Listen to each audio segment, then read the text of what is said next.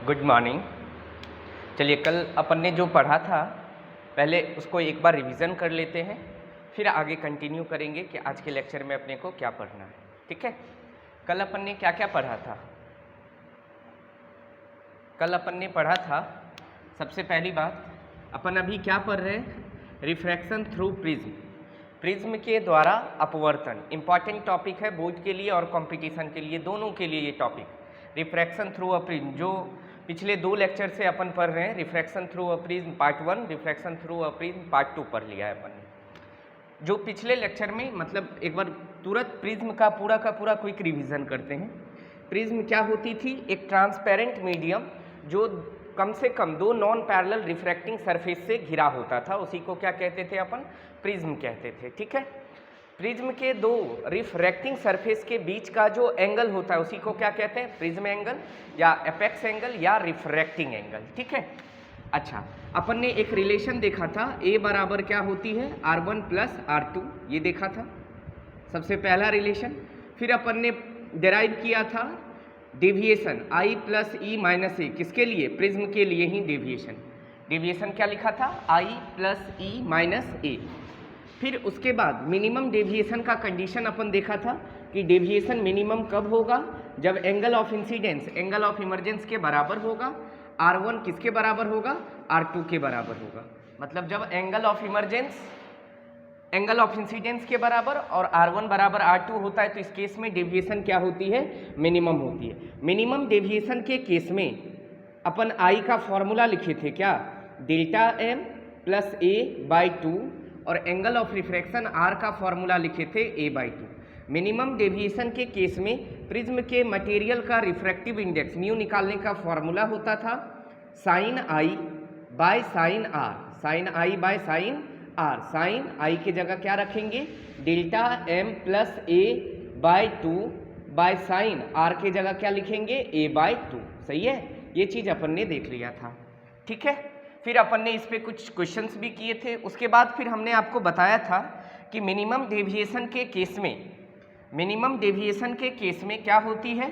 Minimum deviation के case में अगर ये कोई प्रिज्म है ABC, मिनिमम डेविएशन के केस में अगर AB बराबर क्या हो जाए? AC हो जाए। अगर AB बराबर AC हो तो जो रे रेयर से denser towards the normal bend करेगी, डेंसर से rarer away from the normal bend करेगी। तो ये रे जो प्रिज्म के अंदर है वो है DE रे।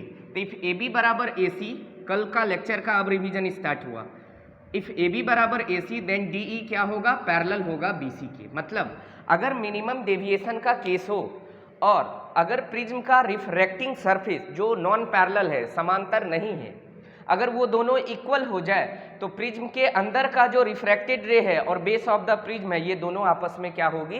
पैरेलल होगी। ठीक है, फिर अपन ने कंडीशन क्या देखा था? नो इमरजेंस का। नो इमरजेंस की क्या क्या कंडीशन निकाली थी अपन ने कि कब हमारा लाइट रे प्रिज्म से बाहर नहीं निकलेगा? तो उसके लिए कंडीशन आया था प्रिज्म एंगल ग्रेटर देन होना चाहिए किसके? ट्वाइस ऑफ क्रिटिकल एंगल के से ज़्यादा होना चाहिए। मतलब क्रिटिकल एंगल के 2 गुने से ज़्यादा होगा अगर प्रिज्म एंगल, तो उस केस में नो इमरजेंस होगी। फिर अपन ने देखा था इसी में कि म्यू की वैल्यू क्या होनी चाहिए? Greater than cosec A by 2 के बराबर। कल के लेक्चर का ये सारा रिवीजन हो रहा है, mu greater than cosec A by 2। तो मतलब नो इमरजेंस का 2 कंडीशन था कि एंगल प्रिज्म एंगल क्या होनी चाहिए? क्रिटिकल एंगल के 2 गुने से ज़्यादा होनी चाहिए, और रिफ्रैक्टिव इंडेक्स प्रिज्म का क्या होनी चाहिए? कॉसेक A बाई 2 से ग्रेटर। अगर ये इन दोनों में से कोई भी एक केस है, चूंकि इसी केस को आगे सॉल्व किया था तो ये आया था, इन दोनों में से अगर कोई भी एक ऑप्शन है तो वो नो इमरजेंस का कंडीशन। अगर दोनों ऑप्शन है तो दोनों करेक्ट है। फिर अपन ने क्या सीखा था? फिर अपन ने देखा था मैक्सिमम डेविएशन का केस। क्या देखा था?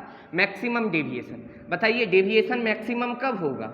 डेविएशन मैक्सिमम होता है जब angle of incidence, angle of incidence I किसके बराबर होता है? 90 के। तो इस केस में मैक्सिमम डेविएशन का फॉर्मूला क्या होता है? वैसे नॉर्मल डेविएशन का फॉर्मूला होता है I प्लस E माइनस ए, मगर डेविएशन मैक्सिमम तब होगा जब एंगल ऑफ इंसिडेंस 90 होगा। और E किसके बराबर होगा? E होगा sine of sine inverse mu sine A minus I C, minus का ए, ये था मैक्सिमम डेविएशन का formula. Sine inverse mu of sine A minus I C minus A 90 plus sine inverse mu sine A minus I C minus A, ये है maximum deviation का formula. उसके बाद अपन ने क्या देखा था, एंगल ऑफ डेविएशन और एंगल ऑफ इंसिडेंस के बीच में अपन ने ग्राफ देखा था। ग्राफ ऐसा था, आई बराबर ई पे डेविएशन क्या होगी, मिनिमम डेविएशन होगा, तो ग्राफ बना था यूं, और आई बराबर 90 पे डेविएशन क्या होगा, मैक्सिमम। मैंने बोला भी था कि ये ग्राफ बहुत ज़्यादा इम्पॉर्टेंट है, मतलब ये अपन ने कल के लेक्चर में ये देखा था, कल और परसों के लेक्चर में, ठीक है। ये पूरा प्रिज्म का है, प्रिज्म का फॉर्मूला बस इतना है, मगर ये इम्पॉर्टेंट डेरिवेशन, ये इम्पॉर्टेंट है, ये सब डेरिवेशन इम्पॉर्टेंट है, ठीक है। तो ये ध्यान रखना है। अब इसी में अपन एक चीज़ और पढ़ेंगे आज, क्या पढ़ेंगे आते हैं उस पर, मगर ये बात याद रखिएगा, पूरा prism refraction through a prism के लिए बस इतने चीज़ हमारे काम का है, बस क्वेश्चन को लगाने आना चाहिए, स्नेल्स लॉ लगाने आता है, सारा क्वेश्चन बन जाए। एक चीज़ आप देख रहे हैं, अच्छे क्वेश्चंस में स्नेल्स लॉ बीच स्टेप में कहीं काम आ जाता है। तो मैंने बोला भी था कि स्नेल्स लॉ बहुत ज़्यादा इम्पॉर्टेंट है, किसके लिए, उस पर डायरेक्ट भी क्वेश्चन आता है, स्नेल्स लॉ का अप्लीकेशन, मतलब स्नेल्स लॉ का बीच में क्वेश्चन में यूज़ कर लेते हैं, तो उससे अच्छे क्वेश्चन ईजिली बन जाते हैं, इसीलिए स्नेल्स लॉ बहुत ज़्यादा इम्पॉर्टेंट है, ठीक है। चलिए इधर देखिए, ये चीज़ अपन ने कर लिया था कि मैक्सिमम डेविएशन क्या होगा। आज अपन पढ़ेंगे डिस्पर्सन थ्रू अ प्रिज्म के द्वारा dispersion of a light through a prism के द्वारा प्रकाश का वर्ण विक्षेपन।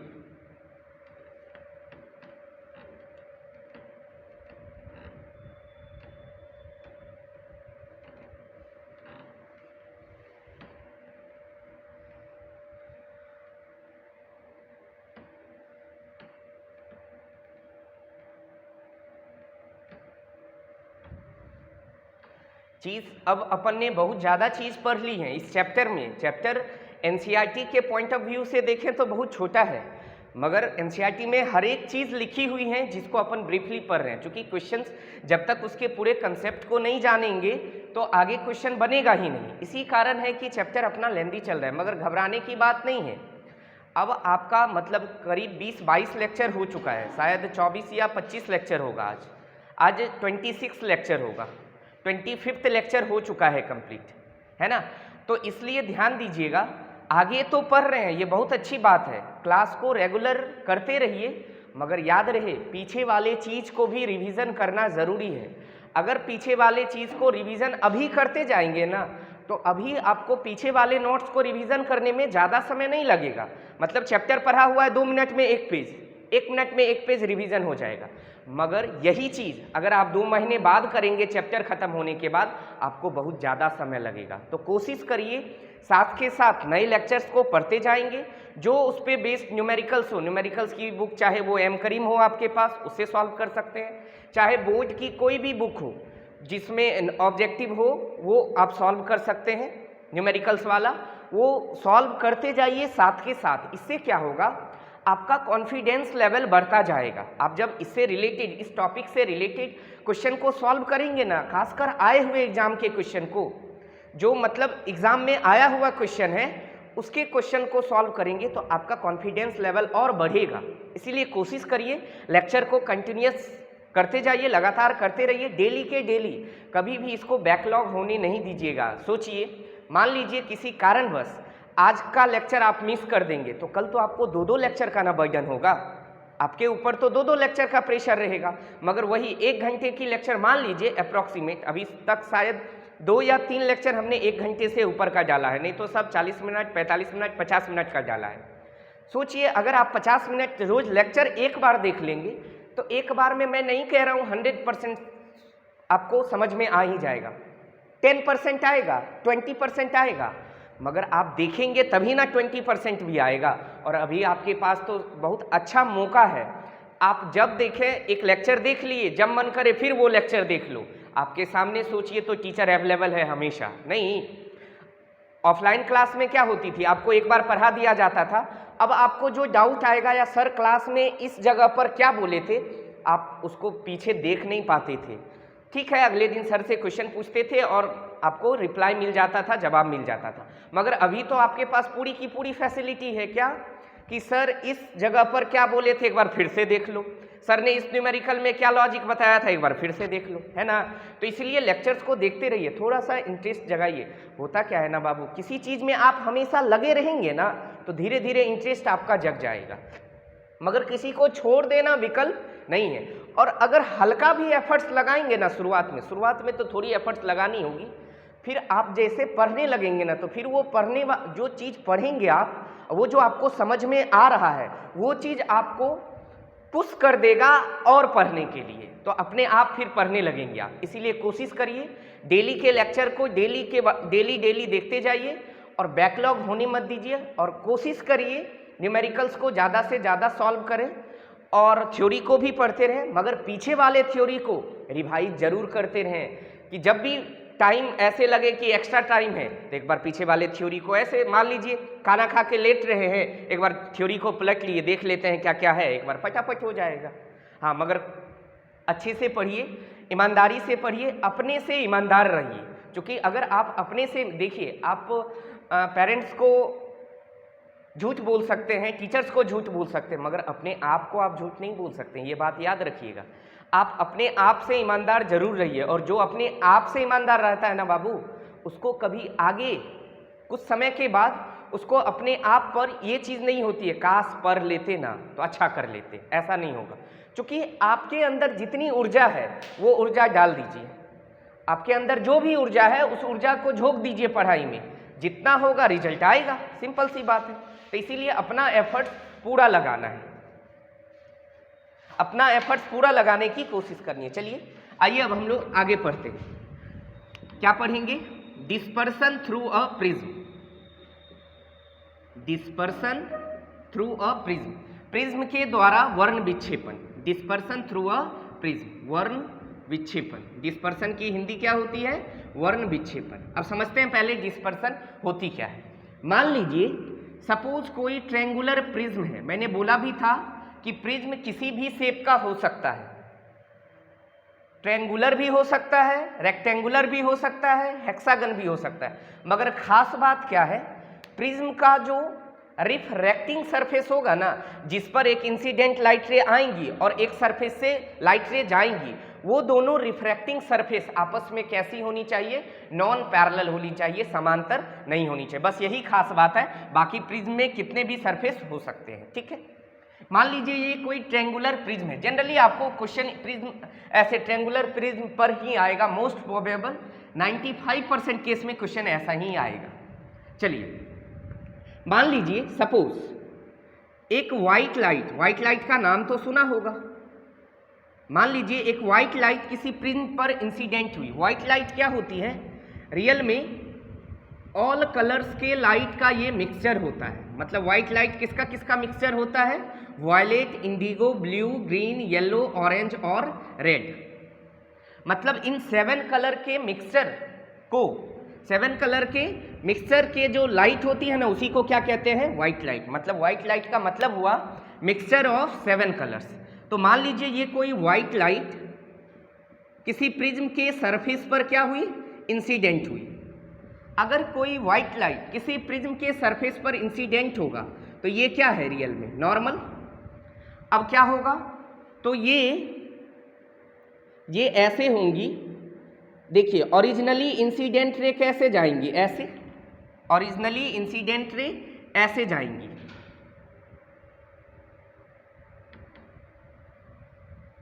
ओरिजिनली रे ऐसे जाएंगी, मगर ये जो व्हाइट लाइट है ये कितने का मिक्सचर है? 7 कलर का। तो जैसे रेयर से डेंसर जाएगा, ये रिफ्रैक्टिव इंडेक्स इधर का म्यू, बाहर मीडियम क्या है? एयर का रिफ्रैक्टिव इंडेक्स 1। तो अगर ये व्हाइट लाइट इस सरफेस पे गिरेगा ना तो ये 7 कलर क्या होती हैं? ऐसे हो जाती हैं, देखिए।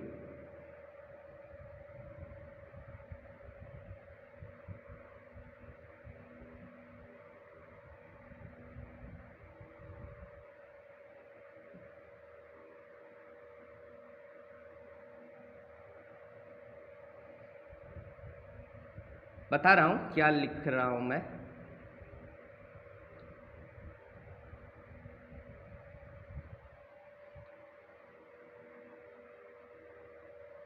चलिए इधर देखिए हुआ क्या, एक व्हाइट लाइट क्या हुआ, किसी प्रिज्म पर इंसिडेंट हुआ। व्हाइट लाइट का मतलब मिक्सचर ऑफ 7 कलर। 7 कलर कौन कौन, violet, indigo, blue, green, yellow, orange, red. Violet बैगनी, इंडिगो जामुनी, ब्लू नीला, ग्रीन हरा, येलो पीला, ऑरेंज नारंगी और रेड लाल। ये 7 कलर का मिक्सचर होता है व्हाइट लाइट। तो कह रहा है जब कोई व्हाइट लाइट किसी प्रिज्म के एक रिफ्रैक्टिंग सरफेस पर इंसिडेंट होती है तो आफ्टर रिफ्रैक्शन ये 7 कलर में फैल जाती है। मतलब यहाँ पे एक स्क्रीन लगा देंगे ना, जैसे यहाँ पे एक स्क्रीन लगाएंगे तो आपको स्क्रीन पे पता है क्या दिखेगा, आपको स्क्रीन पे दिखेगा विवग्योर।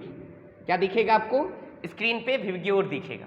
मतलब एक व्हाइट लाइट जब किसी प्रिज्म पर इंसिडेंट होती है तो आफ्टर रिफ्रैक्शन ये व्हाइट लाइट अपने कंपोनेंट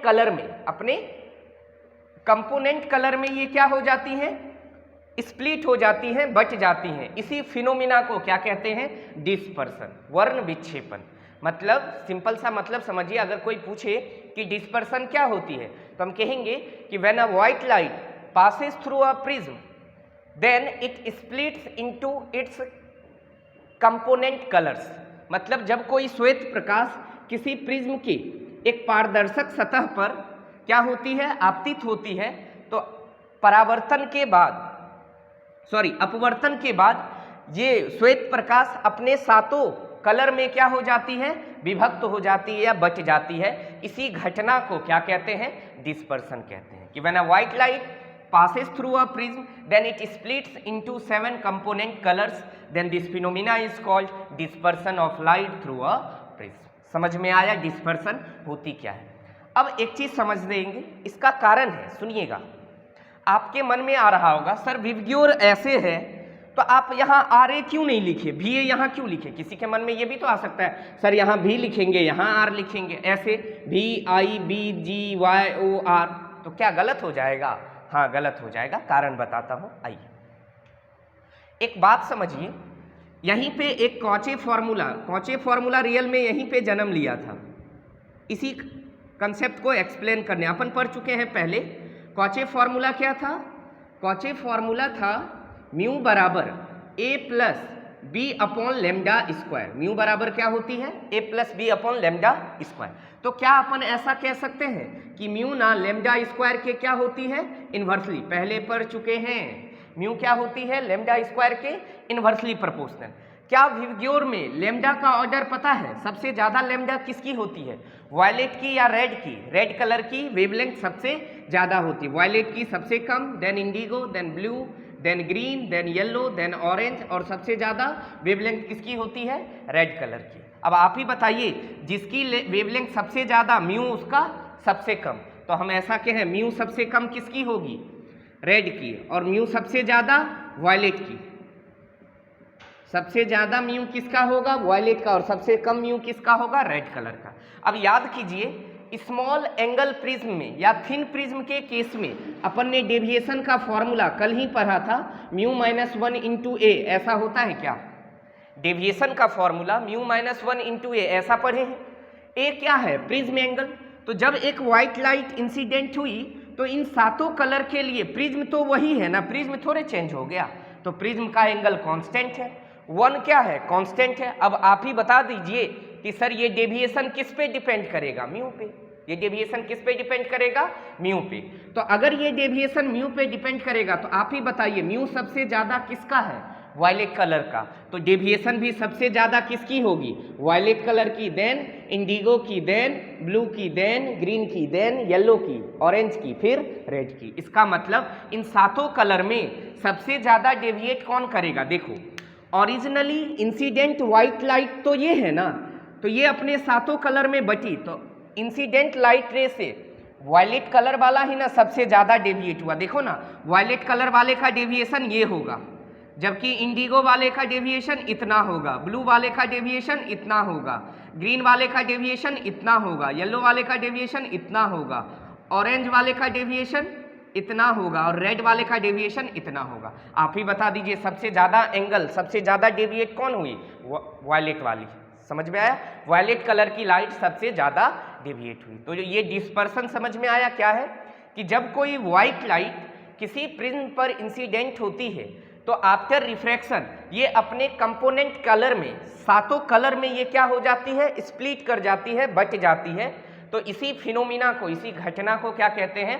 डिस्पर्सन ऑफ लाइट, प्रकाश का वर्ण विक्षेपण। यहां तक क्लियर है? कोई दिक्कत?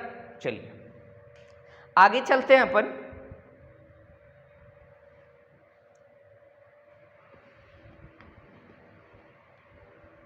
आगे चलते हैं एंगुलर डिस्पर्सन।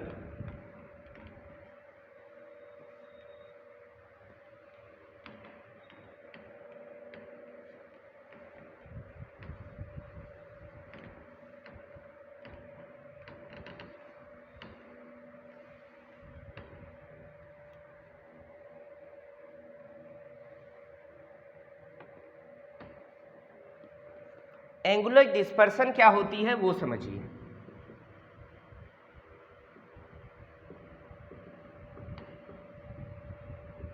इसको रिप्रेजेंट करते हैं थीटा से।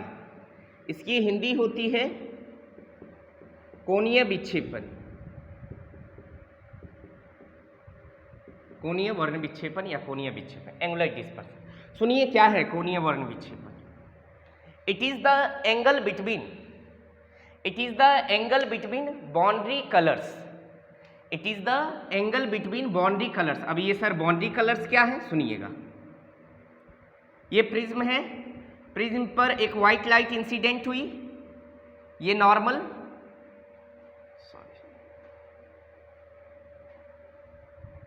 ये व्हाइट लाइट ऐसे इंसिडेंट हुई।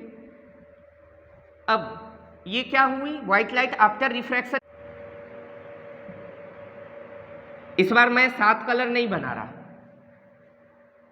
यहां पे वॉयलेट, यहां पे रेड। अरे दोनों आजू बाजू में कौन है? वॉयलेट और रेड ही है ना विबग्योर में, VIBGYOR। तो इधर वॉयलेट है, इधर क्या है? रेड है। ये वॉयलेट और ये रेड। और पता है बीच वाला किसको कहा जाता है? यहां बीच वाला ग्रीन को नहीं कहा जाता है, किसको कहा जाता है? येलो। मीन रे किसको कहा जाता है? येलो को कहा जाता है। याद रखिएगा, हमको लग रहा है ना ऐसा और ऐसा ग्रीन होना चाहिए बीच में, नहीं, येलो होती है। अगर मीन रे के बारे में पूछा जाए कि माध्य किरण कौन होगी तो कहेंगे येलो। ऐसा क्यों होता है? ये देखा गया कि इस येलो कलर की वेवलेंथ, इस मतलब इस प्रिज्म के लिए मीन रे डेविएशन का जो मीन रे का जो वेवलेंथ होगा वो लगभग येलो के बराबर है। इसीलिए येलो को क्या कहा जाता है? मीन रे। ठीक है, माध्य किरण येलो को कहा जाता है। मतलब बीच वाली रे किसको कही जाती है? येलो को, ना कि ग्रीन को। इसीलिए ग्रीन याद मत रखिएगा, येलो। मतलब इधर ये इसको एक पार्ट बोल दीजिए और इसको एक पार्ट बोल दीजिए। बीच वाला कौन हुआ? येलो हुआ। बाउंड्री कलर का मतलब हुआ एक किनारे पर वॉयलेट है, दूसरे किनारे पे कौन है? रेड। तो कह रहे हैं वॉयलेट कलर और रेड कलर के बीच के लाइट के बीच का जो कोण होगा उसी कोण को क्या कहेंगे? Angular dispersion. It is the angle between, it is the angle between boundary colours. तो बताइए ये वॉयलेट लाइट का इनिशियल क्या ये हो जाएगा वॉयलेट लाइट का डेविएशन? अरे वॉयलेट लाइट कितना डेविएट किया? तो हम कहेंगे ओरिजिनली व्हाइट लाइट तो ऐसे जा रही थी ना, मगर व्हाइट लाइट आफ्टर रिफ्रैक्शन कहाँ चली गई? इधर। तो वॉयलेट लाइट रे गई इधर, जाना था इधर, तो बीच का एंगल डेविएशन। तो ये डेविएशन बाय किसके द्वारा? वॉयलेट रे के द्वारा। अच्छा बताइए रेड कलर में डेविएशन कितना हुआ? तो रेड कलर को पीछे बढ़ा दीजिए, तो क्या ये हो जाएगा रेड कलर का डेविएशन? अब अगर आपसे पूछा जाए कि भाई वॉयलेट कलर का डेविएशन डेल्टा भी, रेड कलर का डेविएशन डेल्टा आर, तो बताइए इस वॉयलेट और रेड कलर के बीच का एंगल कितना होगा? तो ऐसा कहें अपन, देखिएगा ध्यान से, यहां से ये एंगल कितने हैं? ये एंगल आपको निकालना है इन दोनों के बीच का एंगल, वॉयलेट और रेड के बीच का कोण। तो आप बताइए यहां से वॉयलेट का एंगल कितना है? डेल्टा भी। और यहां से रेड कलर का एंगल कितना है? Delta R. मतलब ओरिजिनली व्हाइट लाइट से रेड कलर की लाइट कितनी डेविएट हुई, delta R. Originally white light से वायलेट कलर की लाइट कितनी डेविएट हुई, डेल्टा वी। तो बताइए इन दोनों का डिफरेंस कर दें, किसका, डेल्टा वी में से अगर डेल्टा आर को घटा, अरे डेल्टा वी मतलब समझ रहे हैं, यहाँ आपको देखने में छोटा लग रहा है, डेल्टा वी का मतलब तो बाबू ये ना हुआ वायलेट कलर का डेविएशन और रेड कलर का डेविएशन ये। अगर डेल्टा वी में से डेल्टा आर को घटा दीजिए तो क्या रेड कलर और वायलेट कलर के बीच का एंगल नहीं आ जाएगा, ये देखिए ये एंगल आ जाएगा, रेड कलर और वायलेट कलर के बीच का एंगल, ये दोनों रे के बीच का एंगल।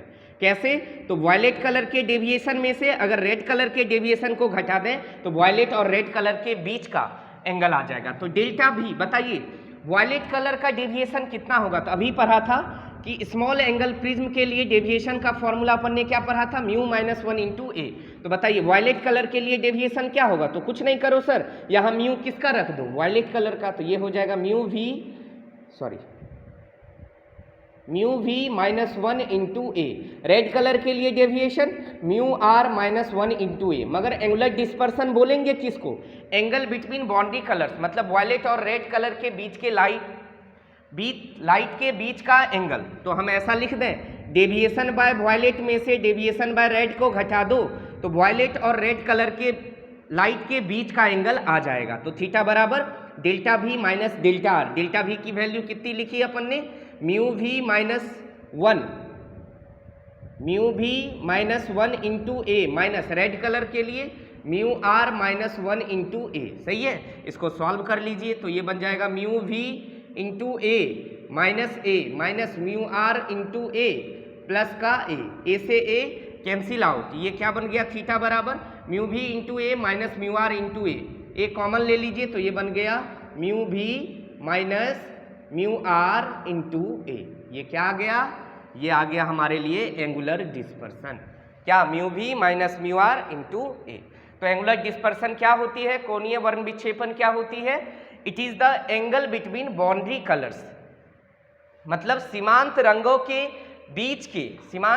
के प्रकाश किरण के बीच के कोण को क्या कहते हैं, कोणीय विक्षेपण। बाउंड्री कलर्स को सीमांत रे भी कहते हैं, सीमांत रंग, ठीक है, बाउंड्री कलर्स, ठीक है, कोई दिक्कत। तो ये क्या है, एंगुलर डिस्पर्सन, क्या आया, थीटा बराबर mu V minus mu R into A, ये है एंगुलर डिस्पर्सन। नेक्स्ट है डिस्पर्सिव पावर, अगला है डिस्पर्सिव पावर।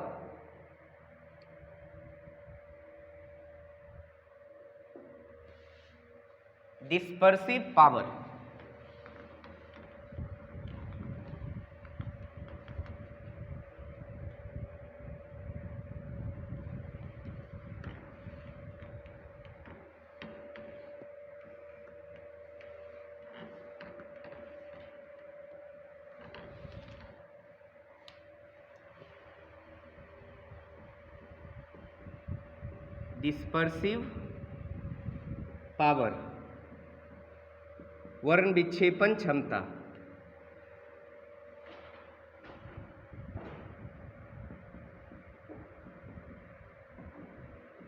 क्या होती है। देखिए डिस्पर्सिव पावर क्या है, पावर क्या होती है, नॉर्मल पावर शक्ति, कैपेसिटी टू डू वर्क, कार्य करने की क्षमता को ऊर्जा कहते हैं ना, रेट ऑफ डूइंग वर्क वो पावर होती है, ठीक है, ठीक है। डिस्पर्सिव पावर वर्ण विक्षेपण क्षमता, अब देखो ये क्या होती है कि मान लो किसी प्रिज्म पर जो व्हाइट लाइट आया, अच्छा बताइए ये प्रिज्म जिस मटेरियल का बना होगा, अलग अलग मटेरियल का बन सकता है, मान लीजिए एक बार हम क्राउन का बना लिए, फ्लिंट का बना लिए, बहुत तरह के ग्लास होते हैं, डिफरेंट टाइप्स ऑफ ग्लास होता है। तो जब डिफरेंट टाइप्स ऑफ ग्लास होगा तो उस ग्लास के लिए अलग अलग रिफ्रैक्टिव इंडेक्स होगा। तो मान लीजिए ये कोई प्रिज्म है, इस पर व्हाइट लाइट आया, तो अभी क्या हुआ, ये व्हाइट लाइट जब इस प्रिज्म पे गिरा तो ये प्रिज्म ने क्या किया, इस व्हाइट लाइट को सातों कलर में अलग अलग कर दिया, नहीं प्रिज्म ही ना ऐसा किया। तो कह रहा है कैपेसिटी, किसी मटेरियल की वह कैपेसिटी जो इसको क्या कर दे, सातों कलर में बांट देती है। अरे भाई जैसे मान लो हम कोई एक म्यू 1.5 रिफ्रैक्टिव इंडेक्स वाला क्या लिया अपन प्रिज्म, तो मान लो ये सातों कलर को अलग अलग किया, डिस्पर्स किया, और अलग रिफ्रैक्टिव इंडेक्स वाला अगर प्रिज्म बनाएंगे तो वो भी डिस्पर्स करेगा, मगर इसके डिस्पर्सन और उसके डिस्पर्सन में कुछ ना कुछ अंतर होगी ना। तो वही कि कोई पदार्थ किसी वाइट लाइट के द्वारा, किसी पदार्थ के द्वारा कोई वाइट लाइट कितनी डिस्पर्स हो सकती है, ये क्षमता ही क्या कहलाती है? वर्ण विक्षेपण क्षमता कहलाती है। ये पदार्थ की क्षमता होती है कि कोई पदार्थ किसी वाइट लाइट को कितना डिस्पर्स कर दे, जितनी डिस्पर्स करने की उसकी क्षमता होगी वही क्या कहलाएगी? डिस्पर्सिव पावर कहलाएगी। ये तो डेफिनेशन हुआ। अब काम अपना किससे होगा? अपना काम होगा, देखिए अपना काम किससे होगा? डिस्पर्सिव पावर को दिखाते हैं ओमेगा से। ओमेगा होती है, it is the ratio of, इसको और एक डिफाइन कैसे करते हैं? It is the ratio of angular dispersion by, it is the ratio of angular dispersion and mean ray deviation। ये किसका रेशियो होता है? डिस्पर्सिव पावर, एंगुलर डिस्पर्सन और मीन रे डेविएशन का। मतलब एंगुलर डिस्पर्सन तो अभी अपन ने पढ़ा ही, थीटा। डेविएशन किसका? मीन रे का। अभी बोला था मीन रे किसको कहेंगे? येलो कलर को। मीन रे किसको कहेंगे? येलो कलर को। येलो कलर को अपन क्या कहते हैं? मीन रे। ये येलो कलर को ही क्या कहते हैं? मीन रे। ठीक है, तो क्या बोल रहा है कि ये किसका रेशियो है? डिस्पर्सिव पावर, एंगुलर डिस्पर्सन का एंड किसका? मीन रे डेविएशन का। तो it is the ratio of angular dispersion and mean रे डेविएशन। तो ऊपर तो लिख दिया थीटा, क्या मीन रे मतलब येलो कलर के डेविएशन को लिख दें डेल्टा वाई, मतलब येलो कलर का डेविएशन। अब ध्यान से समझिए, ये जो एंगुलर डिस्पर्सन है, अभी एंगुलर डिस्पर्सन का फॉर्मूला लिखा था अपन ने, कितना? म्यू भी माइनस का म्यू आर इंटू ए, यही आया था ना, म्यू भी माइनस का म्यू आर इंटू ए। और बताइए डेल्टा वाई येलो कलर के लिए डेविएशन, तो डेविएशन का formula mu minus 1 into A, तो येलो कलर का डेविएशन कितना होगा? Mu Y minus 1 into A. मतलब येलो कलर का डेविएशन कितना होगा? Mu Y minus 1 into A से ए कट गया, क्या बना? म्यू वी माइनस का mu R by mu Y minus का 1। मतलब म्यू भी मतलब वायलेट कलर की क्या? Refractive index. म्यू आर का मतलब रेड कलर का रिफ्रैक्टिव इंडेक्स और म्यू वाई का मतलब येलो कलर का। येलो बोले तो मीन रे, मीन रे का ये क्या है? रिफ्रैक्टिव इंडेक्स है। कोई दिक्कत? तो डिस्पर्सिव पावर ओमेगा क्या आया? Mu V minus mu R by mu Y minus 1। कोई दिक्कत? चलिए एक चीज और देखिए ध्यान से, बताइए ऊपर ये क्या है? Refractive index. रिफ्रैक्टिव इंडेक्स की कोई यूनिट होती है? नहीं। याद करो ना, मैंने बोला था रिफ्रैक्टिव इंडेक्स बराबर क्या होता है? म्यू बराबर सी बाय वी। तो सी भी स्पीड ऑफ लाइट, वी भी स्पीड ऑफ लाइट, मीटर पर second cancel out, no unit. ना कोई यूनिट होती है ना ही कोई डायमेंशन होती है। मतलब ये यूनिटलेस और डायमेंशनलेस फिजिकल क्वांटिटी है। ठीक है, यूनिटलेस और डायमेंशनलेस फिजिकल क्वांटिटी, ना ही इसकी इकाई होती है ना ही इसकी विमा होती है। अब यहाँ देखो, तो इसका मतलब इसका कोई यूनिट नहीं, इसका भी कोई यूनिट नहीं, तो यूनिट नहीं है, यूनिट नहीं है। ओवर और न्यूमरेटर में कोई यूनिट नहीं है, डिनोमिनेटर में भी तो यूनिट नहीं है। तो क्या कह सकते हैं? डिस्पर्सिव पावर की यूनिट क्या होगी? तो हम कहेंगे डिस्पर्सिव पावर एक ऐसी फिजिकल क्वांटिटी है जो यूनिटलेस है, और यूनिटलेस है तो डायमेंशन भी लेस होगा। अच्छा, एंगुलर डिस्पर्सन का यूनिट बताओ। एंगुलर डिस्पर्सन क्या था? अभी तो बताया था, it is the angle between boundary colours. It is the angle मतलब सीमांत रंगों के किरणों के बीच के कोण को क्या कहते हैं? कोणीय वर्ण विक्षेपण कहते हैं। तो ये क्या है? कोण ही न है, और एंगल की यूनिट नहीं पता है, रेडियन तो होती है। तो इसीलिए अपन ऐसा लिख सकते हैं, एंगुलर डिस्पर्सन की एसआई यूनिट क्या होती है? रेडियन होती है। एंगुलर डिस्पर्सन की एसआई यूनिट रेडियन होती है, मगर एंगुलर डिस्पर्सन का कोई डायमेंशन नहीं होता है, मगर यूनिट होती है क्या? रेडियन। उसी तरह डिस्पर्सिव पावर की ना तो यूनिट होगी ना ही डायमेंशन होगा। अब एक बात ध्यान से समझिए, एक चीज कभी अच्छा आपसे पूछेगा कि बताइए डिस्पर्सिव पावर किस पे डिपेंड करता है? तो याद रखिएगा, डिस्पर्सिव पावर ना प्रिज्म के शेप और साइज पर डिपेंड नहीं करता है। बताओ, डिस्पर्सिव पावर के फॉर्मूला में कहीं भी ए आया, और ए क्या है? Prism angle. अगर सोचो प्रिज्म इतना बड़ा है तो प्रिज्म एंगल छोटा होगा, प्रिज्म बड़ा बनाएंगे प्रिज्म एंगल बढ़ जाएगा। तो इसका मतलब क्या ये ओमेगा ए पे डिपेंड कर रहा है? नहीं। तो इसका मतलब हम कह सकते हैं कि डिस्पर्सिव पावर जो है वो प्रिज्म के शेप और साइज पर डिपेंड नहीं करती है, प्रिज्म के शेप और साइज पे डिपेंड नहीं करती है। अब तो ये ओमेगा डिपेंड किस पे करती है कि वो प्रिज्म जिस मटेरियल का बना है। अभी तो पढ़ा डिस्पर्सिव पावर होती क्या है कि ये मटेरियल की कैपेसिटी है ना, कि कोई मटेरियल की कितनी कैपेसिटी, किसी मटेरियल का कैपेसिटी क्या होगा कि वो कितना व्हाइट लाइट को 7 कलर में उसको क्या कर देगा, डिस्पर्स कर देगा। ये क्या है, मटेरियल की प्रॉपर्टीज है कि कोई मटेरियल के द्वारा व्हाइट लाइट कितना डिस्पर्स हो जाएगा, यही कैपेसिटी क्या कहलाती है, डिस्पर्सिव पावर। तो ये जो डिस्पर्सिव पावर है ये किस बात पे डिपेंड करती है, ये डिस्पर्सिव पावर इस बात पे डिपेंड करती है कि हमारा प्रिज्म किस मटेरियल का बना है। तो प्रिज्म जिस मटेरियल का बना होता है उसी पर डिपेंड करता है कौन, डिस्पर्सिव पावर। जबकि डिस्पर्सिव पावर प्रिज्म के शेप एंड साइज पर डिपेंड नहीं करती है। ठीक है, डिस्पर्सिव पावर प्रिज्म के शेप एंड साइज पर डिपेंड नहीं करती। मैं यहां लिख दे रहा हूं, dispersive power omega does not depend, omega does not depends on shape and size of the prism। Omega prism के शेप और साइज पर डिपेंड नहीं करती हैं। Omega does not depends on shape and size of the prism. और दूसरा point क्या बोल रहा कि omega depends on, omega depends on the material of the prism, कि हमारा जो प्रिज्म है, प्रिज्म जिस मटेरियल का बना हुआ है उस पर डिपेंड करेगा ओमेगा। जबकि ओमेगा प्रिज्म के शेप एंड साइज पर डिपेंड नहीं करेगा। ठीक है, ओमेगा कैसी क्वांटिटी है, यूनिटलेस डायमेंशनलेस क्वांटिटी। एक बात ध्यान दीजिएगा, सुनिएगा, कभी कभी क्वेश्चन में येलो कलर का रिफ्रैक्टिव इंडेक्स, येलो कलर का रिफ्रैक्टिव इंडेक्स दिया हुआ नहीं होगा, आपको डिस्पर्सिव पावर निकालना है तो क्या करोगे, तो याद रखिएगा येलो कलर के लिए, येलो कलर क्या है, मीन रे है ना, तो ये येलो कलर के लिए रिफ्रैक्टिव इंडेक्स निकालने का क्या फंडा है, वायलेट कलर और रेड कलर का अगर दिया होगा तो उन दोनों को ऐड करके 2 से डिवाइड कर देंगे। मतलब वायलेट कलर और रेड कलर के रिफ्रैक्टिव इंडेक्स का अगर मीन ले लेंगे तो येलो कलर का आ जाएगा।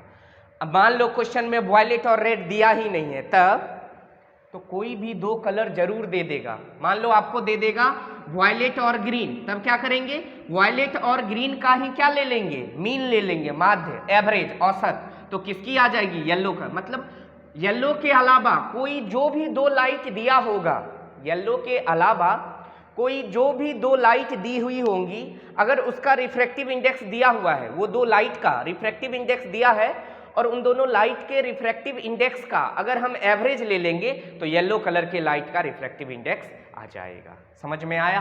तो ये क्या था, हमारा डिस्पर्सिव पावर था। ठीक है, ये क्या है, डिस्पर्सिव पावर, वर्ण विक्षेपण क्षमता।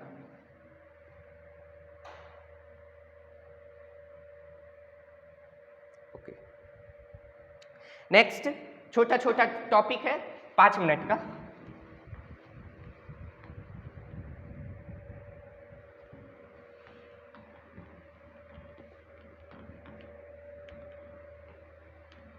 इन सारे टॉपिक पे क्वेश्चंस करेंगे अपन।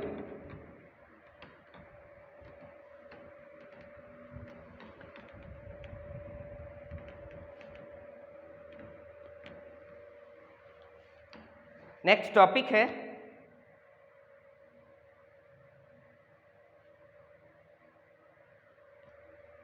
डेविएशन, नहीं, डिस्पर्सन विदाउट डेविएशन।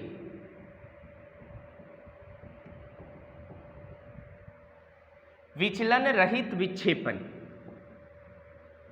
विचलन रहित विक्षेपण, इसका मतलब समझिए क्या है। कह रहा है डिस्पर्सन होना है मगर विदाउट डेविएशन। क्या मतलब, अभी जो पढ़ा था अपन ने क्या पढ़ा था, ध्यान से समझिएगा कि सर व्हाइट लाइट इंसिडेंट हुआ, ये अपने कंपोनेंट कलर में क्या हुआ, स्प्लिट कर गया, ऐसा ही ना हुआ था बाबू, ये क्या हुआ, कंपोनेंट कलर में स्प्लिट कर गया। तो क्या डिस्पर्स हुआ कि नहीं, अलग अलग हुआ कि नहीं, हाँ, मगर क्या डेविएशन हुआ कि नहीं, तो कहेंगे हाँ। ओरिजिनली लाइट रे ये था, जबकि वायलेट लाइट गई इधर तो वायलेट रे में डेविएशन इतना हुआ। ओरिजिनली इंसिडेंट रे का डायरेक्शन ये था, जबकि रेड कलर की लाइट इधर गई तो रेड कलर में डेविएशन ये आया। तो मतलब यहाँ डिस्पर्सन भी हुआ और डेविएशन भी हुआ। अब हमको क्या कहा रहा है कि आपको सिर्फ डिस्पर्सन करना है, मगर किसके, विदाउट डेविएशन के। डेविएशन नहीं होनी चाहिए मगर डिस्पर्सन हो, ये कैसे होगा, हो सकता है, सुनिए कैसे। डिस्पर्सन करना है मगर विदाउट डेविएशन, इसके लिए अपने को एक प्रिज्म नहीं लेना पड़ेगा, दो दो प्रिज्म लेना पड़ेगा। तो मान लीजिए ये एक प्रिज्म अपन ने ऐसे ले लिया, ठीक है, और इस पे क्या हुई, एक व्हाइट लाइट को इंसिडेंट करा दिए, तो ये क्या होगा अपने 7 कलर में,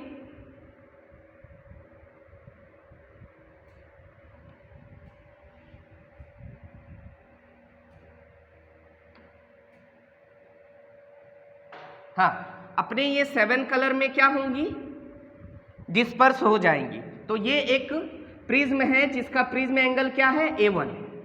हमने क्या किया, एक दूसरा प्रिज्म लगा दिया जिसका प्रिज्म एंगल क्या हो, कुछ और हो, रिफ्रैक्टिव इंडेक्स भी दोनों का अलग अलग हो, इसका मान लीजिए μ1 हो, इसका मान लीजिए μ2। अब क्या होगा सोचिए, ये लाइट रे क्या होंगी, ये लाइट रे इस सरफेस पे आएंगी ऐसे,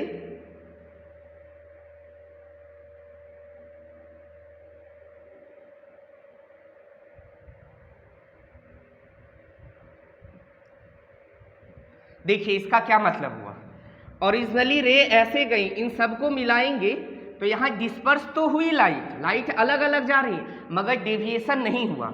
ओरिजिनली भी लाइट ऐसे ही गई और फाइनली भी लाइट ऐसे ही जा रही है, तो बताइए डेविएशन हुआ, सिर्फ क्या हुआ, डिस्पर्सन हुआ, चूंकि अलग अलग हुआ। तो हम यहाँ क्या कहेंगे, क्या नहीं हुआ, डेविएशन नहीं हुआ, मतलब डेल्टा, नेट डेल्टा कितना हुआ, 0। मतलब यहाँ पे डेविएशन नहीं हुआ, सिर्फ क्या हुआ बाबू, डिस्पर्सन हुआ, डेविएशन यहाँ पर नहीं हुआ है, ओनली क्या हुआ है, ओनली क्या हुआ है, डिस्पर्सन हुआ है, डेविएशन नहीं हुआ है। अच्छा, यहाँ पे टोटल डेविएशन किस किस के द्वारा होता, मतलब इस व्हाइट लाइट रे का एक बार प्रिज्म 1 के द्वारा डेविएशन होता, दूसरे बार प्रिज्म दूसरे प्रिज्म के द्वारा डेविएशन होता। तो टोटल डेविएशन क्या लिखेंगे, डेल्टा 1 प्लस डेल्टा 2, मगर नेट डेविएशन तो होना कितना है, 0। काहे, समझ गए ना कैसे हो सकता है कि हम दो प्रिज्म को ऐसे लगा दिए, ये प्रिज्म एंगल A2 है, ताकि डिस्पर्सन तो हुआ लाइट का मगर ओरिजिनली इंसिडेंट रे भी ऐसे ही जा रही है, फाइनली इस सब लाइट को मिला दीजिए तो ये ऐसे ही जा रही थी, इसमें डेविएशन नहीं हुआ मगर डिस्पर्सन हुआ। तो डेल्टा 1 को क्या लिखेंगे, डेल्टा बराबर क्या होती है, mu minus 1 into A, deviation by the prism यही होता है ना। तो अगर पहले प्रिज्म के लिए देखेंगे तो क्या होगा, μ1 minus 1 into A1 plus delta 2 क्या लिखेंगे, μ2 माइनस 1 इंटू A2 बराबर 0, ऐसा लिखें, μ2 माइनस 1 इंटू A2 बराबर, इसको इधर भेज दीजिए तो ये बन जाएगा माइनस का μ1 माइनस 1 इंटू A1। तो बताइए यहाँ से A2 की वैल्यू कितनी आ जाएगी, माइनस का μ1 minus 1 into A1 bye μ2 minus 1। मतलब इस केस में आपको क्वेश्चन दे देगा, क्वेश्चन में देखा अपन करेंगे, क्वेश्चन में कंडीशन लिख देगा डिस्पर्सन विदाउट डेविएशन। तो इस केस में क्या होगा, आपको एक प्रिज्म का हर चीज दे देगा, दूसरे प्रिज्म का भी सारा चीज दे देगा, उनमें से कोई एक को गायब कर देगा, वो आपसे पूछ लेगा। जैसे दूसरे प्रिज्म का अपन ने क्या निकाल लिया, प्रिज्म एंगल निकाल लिया, कोई दिक्कत। तो ये क्या है, डिस्पर्सन विदाउट डेविएशन। एक होती है ये, ठीक है, ये क्या था, डिस्पर्सन विदाउट डेविएशन। एक होती है डेविएशन होगा विदाउट डिस्पर्सन, डेविएशन होगा मगर without dispersion, deviation without dispersion, विक्षेपण रहित विचलन। इस बार क्या नहीं होना है, क्या नहीं होना है, डिस्पर्सन नहीं होना है, क्या होना है, डेविएशन होना है। डिस्पर्सन नहीं होना है मगर डेविएशन तो होना है, ठीक है। तो देखिए कैसे करेंगे इसको, कि इस बार डिस्पर्सन नहीं होगा। मान लीजिए ये एक प्रिज्म है, इस प्रिज्म पर कोई व्हाइट लाइट ऐसे गिरी, इस पॉइंट पर नॉर्मल ऐसे, तो ये अपने 7 कलर ऐसे, और एक दूसरा प्रिज्म लगा दिया, इसका प्रिज्म एंगल A1, इसका μ1 रिफ्रैक्टिव इंडेक्स, इसका μ2।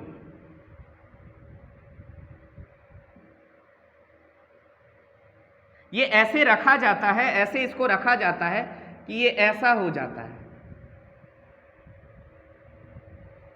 मतलब क्या हुआ सुनिएगा, ये मान लीजिए वॉयलेट है और ये रेड कलर की लाइट है, ये दोनों आपस में ऐसे मिलके और एक ही कलर की लाइट निकली जो क्या थी, वॉयलेट लाइट।